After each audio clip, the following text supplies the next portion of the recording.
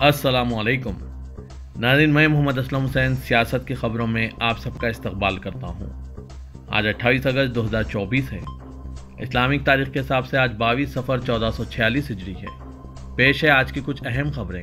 कोलकाता के आजिकर अस्पताल में जूनियर डॉक्टर के कत्ल के मामले में आज शुम्बे की सुबह भारतीय जनता पार्टी की जानिब से 12 घंटे के बंगाल बंद की कॉल दी गई है। बंद का आगाज सुबह 6 बजे से अमल में आया है। ये बंद ना बना मार्च के दौरान मुजाहिदीन के खिलाफ पुलिस की कार्रवाई के खिलाफ बुलाया गया, लेकिन ममता बनर्जी ने साफ कह दिया है कि आज बंद नहीं होगा। सरकारी मुलाजमीन दफ्तर न पहुंचे पर इनके खिलाफ कार्रवाई की जाएगी। बंगाल के अलीपुर द्वार में पुलिस ने एहतजाज करने वाले बीजेपी कारकुनों को आज चारशुमे की सुबह गिरफ्तार कर लिया है। बीजेपी ने नाबीना के मुजाहिदीन पर पुलिस कार्रवाई के खिलाफ बंगाल में आज 12 घंटे के बंद की कॉल दी। उत्तर प्रदेश हुकूमत ने एक नई सोशल मीडिया पॉलिसी लाई है, जिसमें काबिल एतराज पोस्ट पर 3 साल से लेकर उम्र कैद तक की सजा दी जा सकती है। इसके साथ डिजिटल एजेंसियों और फर्मों के सोशल मीडिया पर इश्तिहारात का भी इंतजाम किया गया है। काबीना इजलास में सोशल मीडिया पॉलिसी की मंजूरी दे दी गई। योगी हुकूमत ने यह पॉलिसी अवाम को अपनी अवामी बहबूद, फायदामंद स्कीमों और कामयाबियों के बारे में मालूमात फराहम करने के लिए लाई है। पॉलिसी के तहत मुख्तलिफ सोशल मीडिया प्लेटफॉर्म जैसे social media platform x, Facebook, Instagram और यूट्यूब पर हुकूमती स्कीमों और कामयाबियों पर मबनी मवाद, वीडियोस, नोटिसें, पोस्ट और रिलीज को शेयर करने की हौसला अफजाई की जाएगी। इस पॉलिसी के तहत इश्तिहारात के फ़वायद हासिल करने के लिए मवाद फराहम करने वालों को 4 ज़ुमरे में तकसीम किया गया है। इसमें एजेंसी या फर्म को मुख्तलिफ प्लेटफॉर्म्स पर सब्सक्राइबर्स और फॉलोअर्स की बुनियाद पर तकसीम किया जाता है।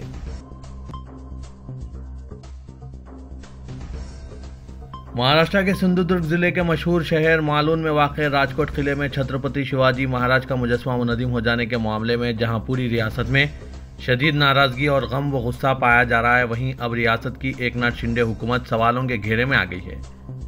मुख्तलिफ मीडिया रिपोर्ट से यह बात सामने आई है कि सरकार ने किले में मुजस्समे की तनसीब और देखरेख का ठेका जिस कंपनी को दिया था वो ना तजुर्बेकार कंपनी है। कंपनी के मालिक जयदीप आप्टे महज 24 साल के हैं। इन्हें मुजस्समे की तनसीब और देखरेख का कोई तजुर्बा नहीं है। इस कंपनी का सिर्फ एक ही मेरिट है कि वो एकनाथ शिंदे के बेटे और रुकन पार्लियामेंट श्रीकांत शिंदे के दोस्त की कंपनी है। इस मामले में हंगामा और रियासती हुकूमत के खिलाफ नाराजगी बढ़ने के बाद जयदीप आप्टे और कंस्ट्रक्शन कंसल्टेंट चेतन पटेल के खिलाफ केस दर्ज कर लिया गया है। वाजरे के मुजस्समा साज और देखरेख करने वाली कंपनी के मालिक जयदीप आप्टे और कंस्ट्रक्शन कंसल्टेंट चेतन पाटिल के खिलाफ मालून पुलिस स्टेशन में फरेबदही, इक़दाम कत्ल और दीगर संगीन दफात के तहत मुकदमा दर्ज किया गया है। इसी दौरान अपोजिशन पार्टियों की जानिब से रियासती हुकूमत पर शदीद तनकीद की जा रही है। महाराष्ट्र कांग्रेस ने शिवाजी महाराज की इस बेहुरमती पर रियासती हुकूमत और मरकजी हुकूमत के खिलाफ भी FIR दर्ज करने का मुतालबा किया है। साथ ही मुतालबा किया कि वज़ीर आला शिंदे, नायब वज़ीर आला फिडनोस और PWD महकमे के वज़ीर का नाम भी FIR में शामिल किया जाना चाहिए। BCCI के सेक्रेटरी जय शाह ICC यानी बैनुल अक़वामी क्रिकेट काउंसिल के नए चेयरमैन बन गए हैं। वो मौजूदा चेयरमैन ग्रेग बार्कले की जगह लेंगे। न्यूजीलैंड के ग्रेग बार्कले की मुद्दत कार 30 नवंबर को मुकम्मिल होगी। वो मुसलसिल 2 मरतबा इस ओहदे पर फायद रहे। जय शाह 1 दिसंबर से यह जिम्मेदारी संभालेंगे। ICC के नए चेयरमैन के इंतखाब के लिए नामजदगियों की आखिरी तारीख 27 अगस्त थी। जय शाह के अलावा इस ओहदे के लिए मुकर्ररा वक्त तक किसी ने भी पर्चा दाखिल नहीं किया, जिसके बाद जय शाह बिला मुकाबला चेयरमैन मुंतखब हो गए। रियासत गुजरात में मुसलसिल बारिश और सैलाब के सबब गुज़िश्ता 2 दिनों में 15 अफराद हलाक हो गए। हालात को देखते हुए राजकोट, आनंद, मोरबी, खेड़ा, बड़ौदा और द्वारका में फौज को तलब कर लिया गया है। सैलाब ज़दा इलाकों में फंस जाने वाले 23,000 अफराद को बाहिफाजत निकाला गया, जबकि बारिश की वजह से एक नेशनल हाईवे, 34 रियासती हाईवेज और 636 दीगर सड़कों पर आमद-ओ-रफ्त बंद हो गई है। पटरियों पर पानी भर जाने की वजह से 30 ट्रेनें भी रद्द कर दी गई है। महकमा मौसमियात के मुताबिक मोरबी, पंचमहल, खेड़ा, आनंद और बड़ौदा में हालात नाकाबिले बयान हैं। इन अजला में गुज़िश्ता 24 घंटों में 12 इंच से ज़्यादा बारिश रिकॉर्ड की गई है। बचाव काम के बीच तशवीशनाक अमर यह है कि महकमा मौसमियात ने मज़ीद 3 दिनों तक शदीद बारिश का अलर्ट जारी किया है। हालात को देखते हुए वज़ीर आला भूपेंद्र पटेल के ऐलान पर लगातार दूसरे दिन गुजरात के तमाम स्कूल बंद रहे हैं।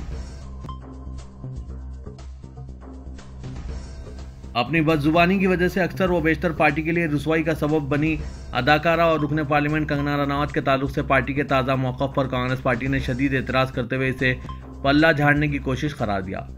पार्टी तर्जुमान सुप्रिया शरण ने इस ताल्लुक से ट्वीट किया कि कंगना रनावत ने सिर्फ किसानों की तौहीन नहीं की है, बल्कि उन्होंने मुल्क की जमहूरियत और यहाँ की हुकूमत की अहलियत पर भी सवाल उठाया है।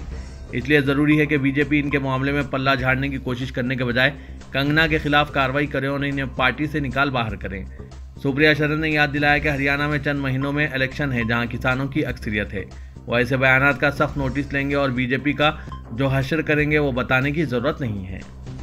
इस मामले में कांग्रेस पार्टी के सदर मल्लिकार्जुन खड़गे ने भी ट्वीट के जरिए कंगना पर तनकीद की और कहा कि खुद वज़ीर-ए-आज़म मोदी पार्लियामेंट में किसानों को आंदोलन जेवी कह चुके हैं, तो हम इनकी पार्टी के छोटे मोटे लीडरों के बारे में क्या शिकायत करें। शुमाल मशरिक़ की सबसे बड़ी रियासत आसाम के वज़ीर आला हिमंता बिस्वा शर्मा ने असेंबली में बहस के दौरान इंतहाई मुतनाज़ा और इश्तियालंगेज बयान दिया है। उन्होंने रियासत के लॉ एंड ऑर्डर पर अपोजिशन की जानिब से पेश की गई तहरीक पर गुफ्तगू करते हुए कहा कि इस मामले में इल्ज़ाम किस पर लग रहा है ये हम सभी को मालूम है। मासूम लड़कियों के साथ जो हो रहा है उसका जिम्मेदार कौन है ये भी सामने आ चुका है। इसलिए मैं बार बार ये कहता हूँ और अब असेंबली के फ्लोर से यही बात कह रहा हूँ कि कुछ भी हो जाए मैं मुसलमानों के खिलाफ बोलता रहूँगा, इससे मुझे कोई नहीं रोक सकता। हिमंता बिस्वा शर्मा के ये कहने पर असेंबली में हंगामा शुरू हो गया। अपोजिशन अरकान ने इस बयान पर शदीद एतराज़ किया, लेकिन हिमंता बिस्वा शर्मा अपनी इश्तियालंगेजी और हट धर्मी पर कायम रहे। वज़ीर आला ने मजीद कहा कि मुझ पर जानिबदारी का इल्ज़ाम आयद किया जा रहा है। अगर ऐसा ही है तो मैं ये खुलकर कह रहा हूँ कि मैं हिंदुओं के हक़ में हर मुमकिन जानिबदारी करूँगा, हिंदुओं की ही बात करूँगा और मुसलमानों का आसाम पर कभी भी कब्जा करने नहीं दूंगा। उन्होंने अपर आसाम और लोअर आसाम की भी बहस छेड़ते हुए कहा कि लोअर आसाम के मियाँ लोग अपर आसाम क्यों मुंतकिल हो रहे हैं, इनकी आबादी वहाँ क्यों बढ़ रही है। इसीलिए ना ताकि मियाँ लोग पूरे आसाम पर कब्जा कर सकें, लेकिन ये मैं बात बिल्कुल वाज़ेह कर देना चाहता हूँ कि जब तक मैं और बीजेपी मौजूद है मुसलमानों का कब्जा कभी भी आसाम पर नहीं होगा। हुक्मरान एनडीए को राज्यसभा में अक्सरियत हासिल हो गई क्योंकि बीजेपी के 9 अरकान और 2 इत्तेहादी ऐवान वाला के ज़मीनी इंतखाबात में बिला मुकाबला मुंतखब हो गए। इन 9 अरकान के साथ भारतीय जनता पार्टी की तादाद बढ़कर 96 हो गई है। इसके साथ ही एनडीए के अब ऐवान वाला में 112 अरकान हैं। बिला मुकाबला मुंतखब होने वालों में एनसीपी, अजीत पवार ग्रुप और राष्ट्रीय लोकमंच के अरकान शामिल हैं। हुक्मरान इत्तेहाद को 6 नामजद और एक आज़ाद रुकन की तायद हासिल है। कांग्रेस के एक रुकन भी मुंतखब हो गए। इसके साथ ही ऐवान वाला में अपोजिशन के अरकान की तादाद 25 हो गई। राज्यसभा में 245 नशिस्तें हैं। फिलहाल 8 मखलूआ सीटें हैं। इनमें जम्मू कश्मीर की 4 और 4 नामजद सीटें हैं। फिलहाल ऐवान 237 रुकनी है और अक्सरियत का निशान 119 है। बीजेपी के जो अरकान बिला मुकाबला मुंतखब हुए इनमें आसाम से रंजन दास और रामेश्वर तेली, बिहार से मानिन कुमार मिश्रा, हरियाणा से करण चौधरी, मध्य प्रदेश से जॉर्ज कोरियन, महाराष्ट्र से धैर्यशील पाटिल, उड़ीसा से ममता, राजस्थान से रणवीर सिंह बिट्टू और त्रिपुरा से राजीव भट्टाचार्य शामिल हैं। कांग्रेस के अभिषेक मानु सिंघवी तेलंगाना से बिला मुकाबला मुंतखब हो गए हैं। जेल में बंद रुकने पार्लियामेंट इंजीनियर रशीद के नक्शे कदम पर चलते हुए एक अलहदगी पसंद आलिम दीन सरजान बरकाती ने आज़ाद उम्मीदवार की हैसियत से जम्मू कश्मीर के जिला शोपियान से इलेक्शन लड़ने का फैसला किया। इनका असल नाम सरजान अहमद वागे हैं। इनकी बेटी ने इनके कागजात नामजदगी दाखिल किए हैं। तेलंगाना में रियासती हुकूमत के अवाम से मुलाकात और दरख्वास्तों की वसूली के सिलसिले में रियासती हुकूमत की जानिब से 17 सितंबर से 10 दिन तक दरख्वास्तें वसूल की जाएंगी और प्रजा पालना प्रोग्राम के दौरान रियासत में शहरियों से सफ़ेद राशन कार्ड, हेल्थ कार्ड के अलावा दीगर स्कीमात से इस्तेफादे के लिए दरख्वास्तें वसूल की जाएगी। चीफ मिनिस्टर रेवंत रेड्डी ने सेक्रेटरीट में मुनक़िदा जायजा इजलास के दौरान महकमा सेहत और महकमा सिविल सप्लाईज के अहदेदारों को हिदायत जारी करते हुए कहा कि 17 सितंबर से इन दरख्वास्तों की वसूली के इक़दामात करें और 10 दिन तक ये दरख्वास्तें वसूल की जाएँ।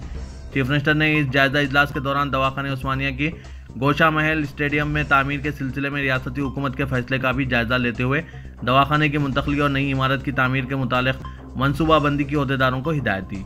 रेवंत रेड्डी के अलावा रियासती वजीर सेहत दामोदर राज नरसिम्हा और अहदेदारों की मौजूदगी में मुनक़िदा इस इजलास में चीफ मिनिस्टर ने अहदेदारों को 17 सितंबर तक 27 सितंबर मुनक़िद होने वाले इस 10 रोज़ा प्रोग्राम के दौरान फील्ड लेवल सर्वे मुनक़िद करते हुए रियासत के तमाम शहरियों का हेल्थ प्रोफाइल तैयार करने की हिदायत दी और कहा कि ये तमाम तफसीलात की वसूली के बाद इसका इस्तेमाल हेल्थ कार्ड और राशन कार्ड की इजराई के लिए किया जाएगा। रेवंत रेड्डी ने इजलास के दौरान कहा कि रियासती हुकूमत ने उस्मानिया दवाखाने को गोशा महल स्टेडियम में तामीर की जाने वाली नई इमारत में मुंतकिल करने का फैसला किया है। तेलंगाना भर में मौजू बहस बने हुए मजलिस बल्दिया अजीम तर हैदराबाद के शोबे हैदरा के कमिश्नर A.V. रंगानाथन और इनके मकान की सिक्योरिटी में इजाफा कर दिया गया है।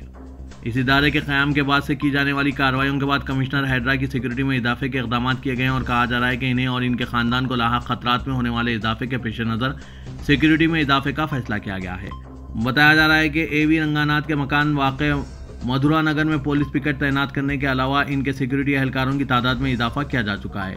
बताया जा रहा है कि सरकर्दा सियासी कैदीन की जायदादों के इन्हदाम और इनके फहरिस्त में शामिल जायदादों के मालिकीन के असर और रसूख के देखते हुए सिक्योरिटी एजेंसियों ने एवी रंगानाथ की सिक्योरिटी में इजाफे का फैसला किया। बताया जा रहा है कि अहम शख्सियात बिलखुसूस सियासतदानों की जायदादों को मुनहदिम करने की कार्रवाइयों के बाद कमिश्नर हैड्रा के लिए मौजूदा हिफाजती इंतजामात में इजाफे का फैसला करते हुए इन्हें दीगर ओहदेदारों के मुकाबले ज़्यादा सिक्योरिटी फराहम करने के इक़दाम किए जा रहे हैं। मुल्क के मौजूदा माहौल में इदारे सियासत ने मीडिया की जो जिम्मेदारी निभाई है, इसके लिए ख़ानदान सियासत काबिल मुबारकबाद है। हुकूमत के आगे सर तस्लीम कम करने के बजाय इदारे सियासत ने हक़ाइक़ को मंजरेआम पर लाते हुए हुकूमत पर तामीरी तनक़ीदों और पसमानदा तबक़ात के लिए आवाज़ उठाते हुए अपनी मुनफरिद शिनाख्त बनाई है। जुनूबी हिंद बिलखुसूस साबिक़ रियासत हैदराबाद डेक्कन के तमाम हिस्सों में तहज़ीब व तमद्दुन के अलावा सक़ाफ़त के तहफ़्फ़ुज़ के अलावा फ़िरक़ेवाराना हम आहंगी को बरकरार रखने में इदारे सियासत का कलीदी किरदार रहा है। रुकन पार्लियामेंट जनाब तारिक अनवर ने आज रविंद्र भारती में मुनक़िदा रुकन क़ानून साज़ कौंसल जनाब आमिर अली ख़ान की तहनीती तकरीब से खिताब के दौरान ये बात कही और इन्हें रुकन क़ानून साज़ कौंसल मुंतखब होने पर मुबारकबाद पेश करते हुए इनके मज़ीद दरकशा मुस्तक़बिल के लिए नेक तमन्नाओं का इजहार करते हुए तौक़े ज़ाहिर की कि वो क़ानून साज़ कौंसल में अक़लियतों और दीगर पसमानदा तबक़ात की आवाज़ बनकर उभरेंगे। तारिक अनवर ने इदारे सियासत से अपने देरीना रवाबित का तस्करा करते हुए कहा कि वो बानी रोज़नामा सियासत जनाब आबिद अली ख़ान, एडिटर रोज़नामा सियासत जनाब जाहिद अली ख़ान और मरहूम मैनेजिंग एडिटर रोज़नामा सियासत जनाब ज़हीरुद्दीन अली ख़ान की कारकर्दगी और खिदमात से अच्छी तरह वाकिफ़ हैं। तारिक अनवर ने कहा कि जनाब आमिर अली ख़ान को कांग्रेस पार्टी सरबराह मल्लिकार्जुन खड़गे, सोनिया गांधी, राहुल गांधी के अलावा प्रियंका गांधी की मुकम्मल तायद हासिल है और इन्हें उम्मीद है कि चीफ मिनिस्टर रेवंत रेड्डी और तेलंगाना प्रदेश कांग्रेस कायदीन भी जनाब आमिर अली ख़ान को रुकन क़ानून साज़ कौंसल बनाए जाने पर इनके साथ मुसलमानों और दीगर पसमानदा तबक़ात की तरक्की के लिए काम करेंगे। आमिर अली ख़ान ने साबिक़ रुकन राज्यसभा वी हनुमंतराव की जानिब से मुनक़िदा तहनीती तकरीब से खिताब के दौरान कहा कि कांग्रेस पार्टी ने इन्हें जो मौका दिया है वो इस मौके से इस्तिफ़ादा हासिल करते हुए रियासत में मुसलमानों और दीगर पसमानदा तबक़ात की तरक्की के लिए काम करेंगे। उन्होंने बताया कि इन्हें यकीन है कि रियासती हुकूमत ने जो मुसलमानों और दीगर पसमानदा तबक़ात से वादे किए हैं इन्हें पूरा करेगी। रुकन क़ानून साज़ कौंसल जनाब आमिर अली ख़ान ने बताया कि हुकूमत तेलंगाना ने जारिया माली साल के लिए महकमा अक़लियती बहबूद का बजट 3003 करोड़ रुपये मुख्तस किया है और जारिया साल के दौरान इस बजट के मुकम्मल इस्तेमाल के सिलसिले में वो अपनी मुमकिना कोशिश करेंगे और साबिक़ की तरह बजट को वापस होने नहीं दिया जाएगा। हैड्रा किसी को नोटिस जारी नहीं करता, बल्कि हैड्रा का काम महज कार्रवाई करना है और एफटीएल व बफर जोन में नोटिस की इजराई की कोई ज़रूरत नहीं है। हैड्रा के क़वानीन मल्ला रेड्डी, राजेश्वर रेड्डी, पल्लम राजू या ओएसी के लिए अलहदा नहीं है। कमिश्नर हैदरा एवी रंगानाथन ने तेलुगु मीडिया को दिए गए खुसूसी इंटरव्यू के दौरान ये बात कही। उन्होंने बताया कि हैड्रा का क़याम तालाबों के तहफ़्फ़ुज़ के लिए अमल में लाया गया और इन तालाबों को बचाने का काम हैड्रा का है और वो अपना काम कर रहा है। एवी रंगानाथ ने बताया कि हैड्रा की कार्रवाई किसी एक ओहदेदार या सियासी फ़र्द की निगरानी में नहीं की जा रही है, बल्कि इस शोबे के अराकीन में रियासती वज़रा शामिल है और चीफ मिनिस्टर तेलंगाना इस शोबे के बाएतबार ओहदा सदर नशीन हैं। उन्होंने तालीमी इदारों के सिलसिले में किए गए सवाल का जवाब देते हुए कहा कि तलबा के मुस्तकबिल के पेश नज़र हैड्रा ने बफर जोन और एफटीएल के अलावा तालाबों में तामीर किए गए तालीमी इदारों के ज़िम्मेदारों को इस बात की हिदायत दी है कि वो तलबा को दीगर मकामात पर मुंतकिल करने के इक़दाम करें ताकि हैड्रा की जानिब से कार्रवाई की जाए। उन्होंने वाज़ेह किया कि तालीमी इदारों को महज तलबा की दीगर मकामात को मुंतकिली के लिए वक्त फराहम किया जा रहा है ताकि इस कार्रवाई के दौरान तलबा को कोई नुकसान ना हो। एवी रंगानाथ ने कहा है कि रियासती हुकूमत ने इस शोबे के जरिए गैर जानिबदारी के साथ कार्रवाई के लिए रियासती वज़रा को इसमें शामिल रखा है। उन्होंने बताया कि फातिमा ओवैसी कॉलेज, मल्ला रेड्डी कॉलेज के अलावा पी राजेश्वर रेड्डी कॉलेज के मुतालिक सैकड़ों शिकायत मौसूल हो रही है और इन शिकायत का जायजा लेते हुए कार्रवाई की जाएगी। तेलंगाना हाईकोर्ट के जस्टिस विजय सेन रेड्डी ने हैड्रा की हदफ पर मबनी हिकमत अमली पर शदीद बरहमी का इजहार किया। चूँकि जस्टिस के लक्ष्मण रुखसत पर थे, इसलिए कावेरी हिल्स के रहने वालों की जानिब से दुर्गम चरू के एफटीएल हुदूद की खिलाफ वर्जी की नोटिसों को चैलेंज करने वाली दरख्वास्तें जस्टिस विजय सेन के सामने समाअत के लिए आई। जज ने हैरत का इजहार किया कि रहीजा टावर्स इन ऑर्बिट मॉल को मुनदिम करने की फहरिस्त में क्यों शामिल नहीं किया गया, वो भी दुर्गम चरू की एफटीएल हुदूद में है और इसके बाद ही कावेरी हिल्स का आगाज होता है। उन्होंने हैड्रा के खुसूसी वकील से पूछा कि 10 से 20 साल के बाद ये तामीरात क्यों छेड़ी जा रही है। हुकूमत की तब्दीली और हिकमत अमली की तब्दीली काम नहीं करती। हुकूमत इन तमाम सालों में क्या कर रही थी। उन्होंने हुकूमत से मजीद सवाल किया कि एफटीएल और बफर जोन में तामीरात की इजाज़त देने वाले जीएचएमसी अहदेदारों के खिलाफ कोई कार्रवाई क्यों नहीं की गई। सबसे पहले खाती अहदेदारों के खिलाफ कार्रवाई करें जिन्होंने इजाज़त दी थी और मनी लॉन्ड्रिंग एक्ट के तहत मुकदमात दर्ज किए जाएं। हैदराबाद में 1 लाख गैरकानूनी ढांचे हैं, आपने 1 लाख नोटिस क्यों जारी नहीं किए। सिर्फ एक खास पार्टी के ढांचे ही क्यों निशाने बनाए जा रहे हैं।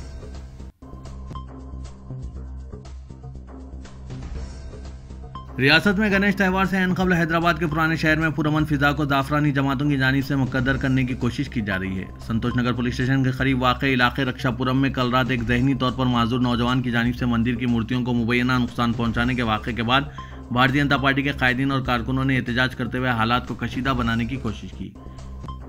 इस दौरान हैदराबाद पार्लिमानी हल्के की शिकस्त खोरदा भारतीय जनता पार्टी उम्मीदवार माधवी लता ने भी रक्षापुरम पहुंचकर एहतजाज किया और इश्तियालंगेज तकरीर की। उन्होंने दानिस्ता तौर पर मंदिरों को नुकसान पहुंचाने का इल्जाम आयद किया। अशरार इश्तियालंगेज नारे लगा रहे थे और मुकामी अफराद को भड़काने की कोशिश कर रहे थे, ताहम उन्होंने सब्र व तहम्मुल का मुजाहरा किया। पुलिस की भारी जमीयत की मौजूदगी में भी अशरार ने शरअंगेजी की कोशिश की। सूरत हाल की नज़ाकत को देखते हुए पुलिस की जानिब से इजाफी दस्ता मुतय्यन कर दिया गया था। पुलिस के आला हुक्काम भी मुकाम वाक़े पर पहुंच गए और इनका कहना था कि इस मामले की बारीक बीनी से तहकीकात की जा रही है। करीब में नस्ब सीसीटीवी कैमरों का फुटेज भी हासिल किया जा रहा है। पुलिस ने ज़हनी तौर पर मुतासिर नौजवान के अलावा एक और नौजवान को हिरासत में ले लिया है। इस दौरान ज़हनी तौर पर मुतासिर नौजवान सैयद मोहम्मद इरफान की वालिदा ने मीडिया को बताया कि इनका बेटा 2017 से ज़हनी तौर पर मुतासिर है और इसका मेंटल हॉस्पिटल में इलाज जारी है। इनका बेटा तालीम याफ्ता है, इसने MBA तक तालीम हासिल की। तनाव की वजह से इनका बेटा ज़हनी तौर पर मुतासिर हो गया है। इस दौरान मुस्तफ़ा बेग सलीम ने सियासत से बात करते हुए बताया कि रक्षापुरम की मंदिर का बहाना बनाते हुए बैरूनी इलाकों से ताल्लुक़ रखने वाले जाफरानी जमात के गुंडे अनासिर ने यहाँ के माहौल को ख़राब करने की कोशिश कर रहे हैं। उन्होंने बताया कि नरेंद्र के बेटे और दीगर ने यह शरअंगेज़ी की कोशिश की। अशरार ने अकबरुद्दीन अवैसी कायदे मजलिस मुक़र्रना के कनीज़ फातिमा एजुकेशनल कैंपस के पास भी शरअंगेज़ी की और नारे लगाए, हालांकि वहाँ बच्चे पढ़ रहे थे। साथ ही अशरार ने मुस्तफ़ा बेग सलीम के मकान पर भी हमले की कोशिश की। मजलिस के कॉरपोरेटर ने बताया कि मुकामी अफराद और पुलिस ने इन्हें रोकने में कामयाबी हासिल की और अशरार के अज़ाइम को कामयाब नहीं होने दिया गया। इस सिलसिले में DCP से तहरीरी तौर पर शिकायत की गई है।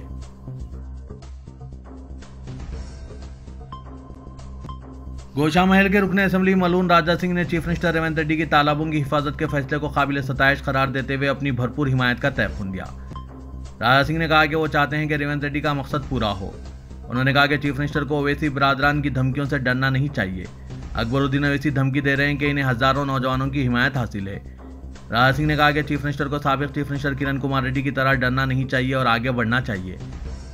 मलून राजा सिंह ने याद दिलाया कि किरण कुमार रेड्डी को ऐसे चीफ मिनिस्टर के तौर पर जाना जाता है जिन्होंने ओवैसी बरादरान को इनकी हैसियत बताई थी। राजा सिंह ने ओवैसी बरादरान पर मुफ्त तालीम के नाम पर करोड़ों की लूटमार करने का इल्ज़ाम लगाया। उन्होंने कहा कि बताया जाता है कि तालाब में 12 एकड़ पर कब्जा करके फातिमा कॉलेज बनाया गया। राजा सिंह ने कहा कि असदुद्दीन अवैसी का बंगला भी सरकारी ज़मीन पर तामीर किया गया है। उन्होंने साबिक़ा BRS हुकूमत पर MIM का साथ देने पर तनकीद की। मिरालम तालाब पर झाड़ियों की कटाई के लिए काम करने वाली मशीन बीच तालाब में फंस गई।